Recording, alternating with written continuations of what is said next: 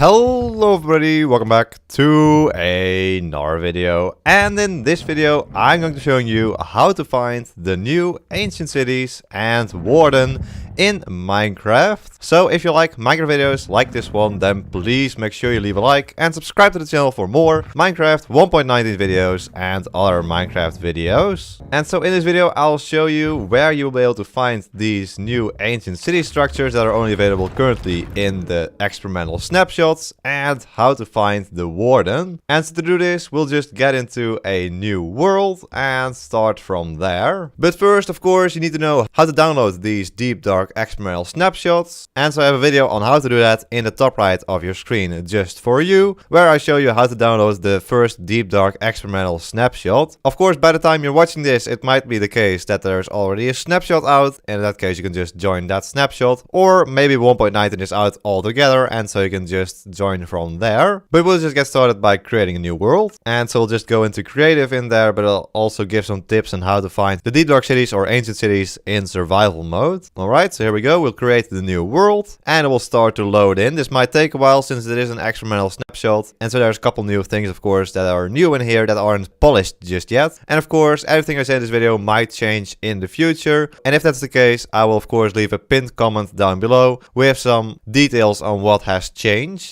But alright, there we go. We've loaded into our world. It's a beautiful savanna. And so first, I'll just show you how to find the ancient city in creative mode, because there is a very useful command here on Java Edition. Of course, the Deep Dark Experimental Snapshot is only available on Java Edition currently. But once the ancient cities come to Bedrock Edition, you will also be able to use the locate command there. And so just locate ancient city like this, enter, and it will tell you where the nearest ancient city is. Of course, since we're in creative, we can just teleport there. If you use like a mix of survival and creative, you could walk there and dig down. But for now, we'll just teleport over there. So we can click that. We automatically get the teleport command. We press enter. We'll get teleported over to the place where the ancient city is. We're in a mountain right now. So yeah, we get teleported to over here. And so the ancient cities will generate deep down in your world. And so just fly down here. I'm in spectator mode currently, so we can just fly through these blocks. But if you fly straight down all the way to over here, we see that yes, we have found an ancient city. Now this one is completely ruined with lots of dripstone. There's even a massive dripstone pillar here in the center, obscuring the view of the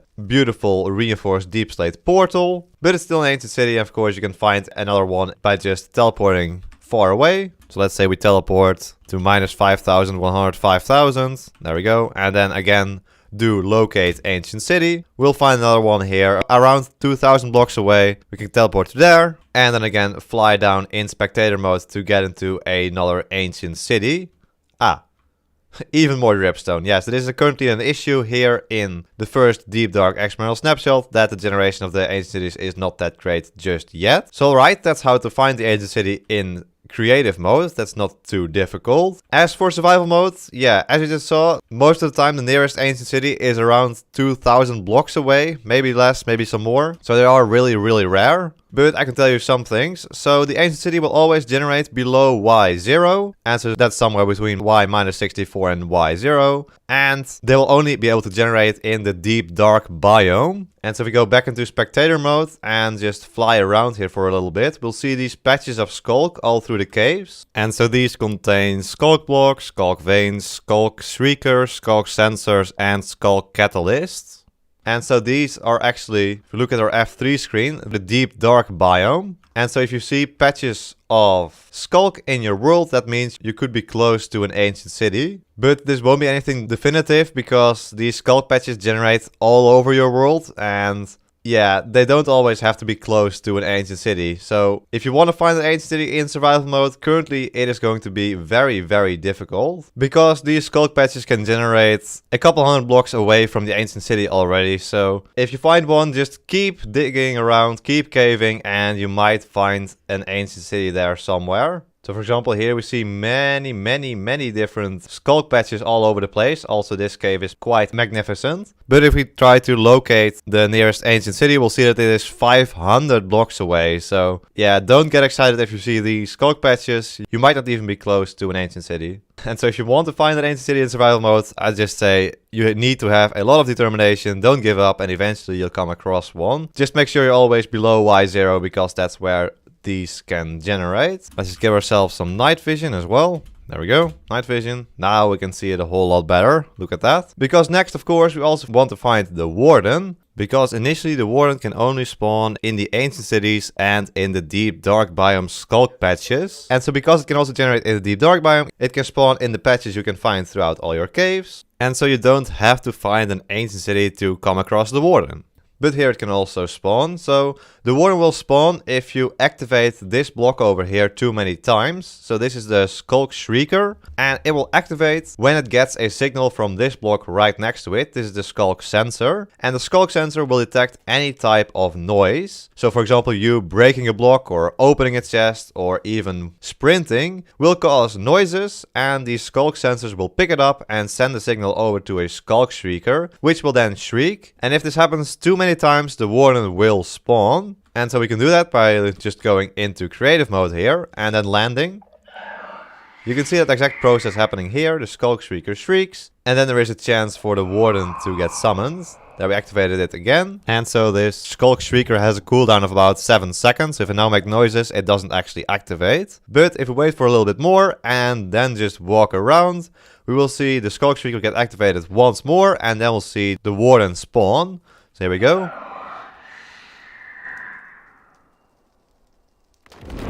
And there he is, the Warden.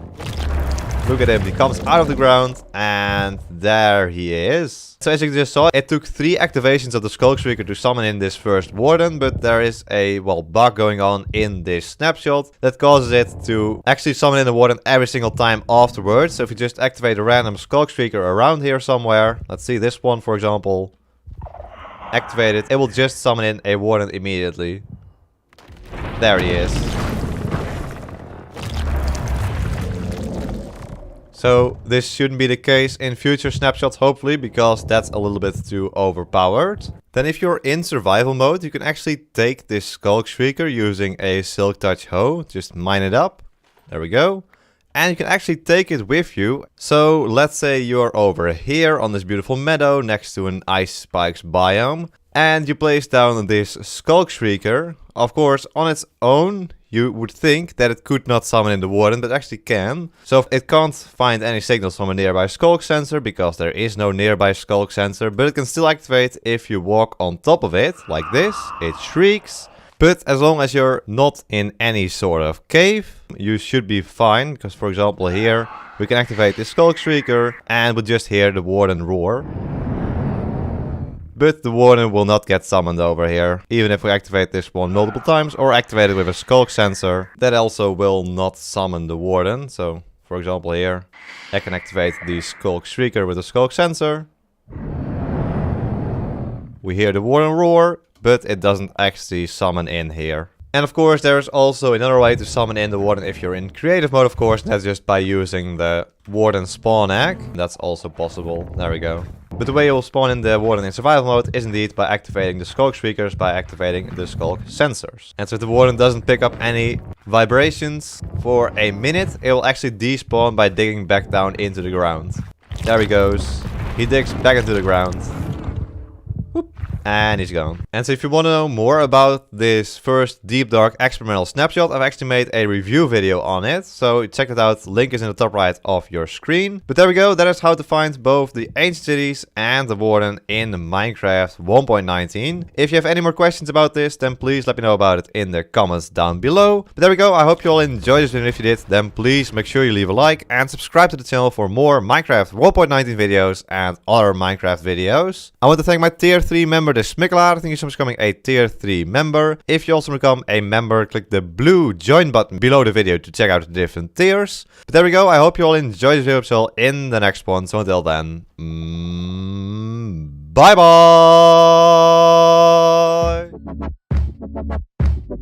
bye!